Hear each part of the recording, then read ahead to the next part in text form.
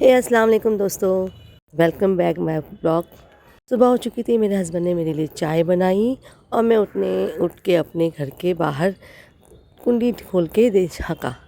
माशाअल्लाह इतना अच्छा मौसम, वाह मज़ा ही आ गया देख के। हल्की हल्की ठंडी और इन तंग गलियों के अंदर जो खुशबू आ रही थी चाय की, सूंधी सूंधी मसालों की, अलग अलग किस्म की, एक अलग ही लेवल का मज़ा आ रहा था।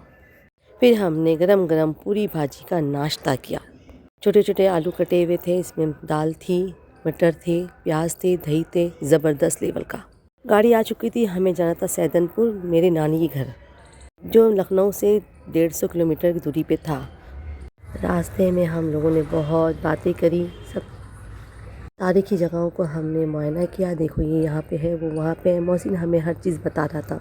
सफ़र काफ़ी लंबा था यारों, लेकिन मेरे साथ में मेरे हस्बैंड और मेरा भाई कज़िन जो था, काफ़ी टाइम पास करते, मज़ा लेते हुए, सफ़र का मज़ा लेते हुए हम जा रहे थे बाराबंकी में उतर कर नहीं देखा, आंखों में रहा, दिल में उतर कर नहीं देखा, कश्ती के मुसाफिर ने समंदर नहीं देखा। पत्थर मुझे कहता है मेरा चाहने वाला, मैं मोम हूँ उसने मुझे छूकर नहीं देखा। यारों की मोहब्बत पे यकीन कर लिया मैंने, फूलों में छुपाया हुआ खंजर नहीं देखा। कुछ फूल मेरे मुझको विरासत में मिले हैं, उसने मेरा काटो बड़ा बिस्तर नहीं देखा।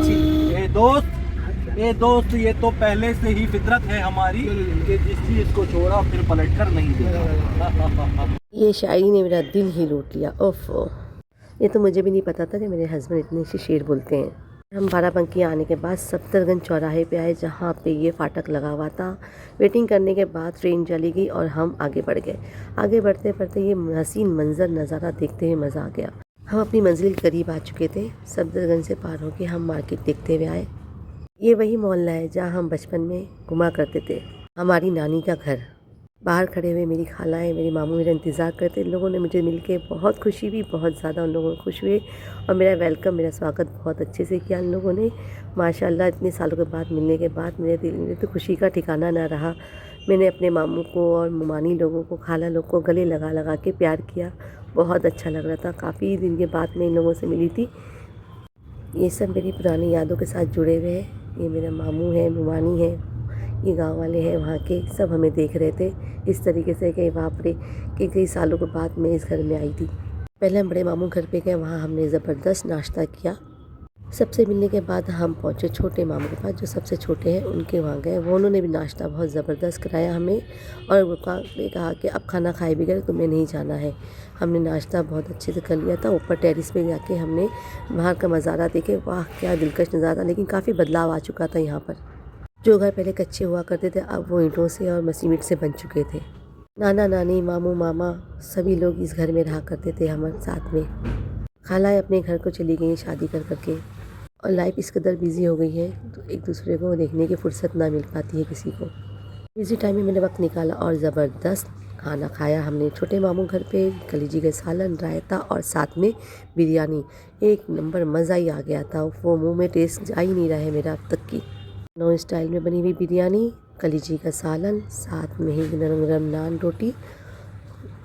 ऐसे निकलने के बाद हम अपने बड़े मामू घर पे गए, जो काफ़ी आगे था, कुछ दूरी पे ही इनका घर था। हमने टेम्पो किया और साथ में अपनी खाला को लेके हम आगे बढ़ गए। तो टेंट का काम है, जो शादियों में टेंट लगाए जाते हैं, उन लोगों का काम चालू था। ये हमारे बड़े मामू घर है। हमने इनसे भी खड़े खड़े मुलाकात की, क्योंकि मुझे रात में जल्दी जाना था, इसलिए मैं मुलाकात करके फ़ौरन वहाँ से निकल गई। दोबारा बड़े मामू घर आने के बाद मैं उन लोगों से अलविदा का मुलाकात किया, उन लोगों से विदाई ली और साथ साथ प्यार मोहब्बत के साथ उन लोगों ने मुझे विदा किया। दोस्तों, अगर आपके इतने मोहब्बत करने वाले भाई बहन और खाला खालू मुमानी हो तो कभी ज़िंदगी में उनका साथ नहीं छोड़ना, हमेशा उनसे जुड़े रहना। हम किस्मत वाले हैं जब भी हमें सब कुछ मिला है। रास्ते में हमने कुछ मिठाई खरीदी, रबड़ी, गाजर का हलवा, बड़ा गरम गरम बना था, देख के मुंह में पानी आ गया। फिर हम उसी रास्ते पे दोबारा चल पड़े जहाँ से हम आए थे। मंज़र देखने को मिला, शाम हो चुकी थी, कोहरा पड़ रहा था, फाटक खुल चुका था। हम जल्दी से अपनी गाड़ी पार्क की और वापस लखनऊ की तरफ बढ़ गए। लखनऊ में गमागमी और वही शोरगुल हमें नज़र आया जिस तरह से हम मुंबई शहर में रहते थे। आने के बाद हमने थोड़ी मस्ती की, चिल किया। फिर हम दोबारा निकल पड़े रात के खाने के लिए। अब हम जा रहे करीम की होटल कबाब और नान खाने के लिए। कबाब रोटी यहाँ की बहुत मशहूर है। यहाँ के गलावटी कबाब आपके मुंह में इस तरह घुल जाते हैं कि ऐसा लगता है कि हमने कुछ चबाया ही ना हो। ये ज़बरदस्त दुकान थी, यहाँ की फ़ेमस थी। यहाँ पे हमने बहुत इंजॉय किया कबाब और रोटी खा के, साथ में ज़बरदस्त खीर भी खाई हमने। डिलीशियस थी, बहुत ज़्यादा डिलीशियस थी। आप भी कभी भी लखनऊ आना तो यहाँ ज़रूर ट्राई करना ये कबाब और पराठे।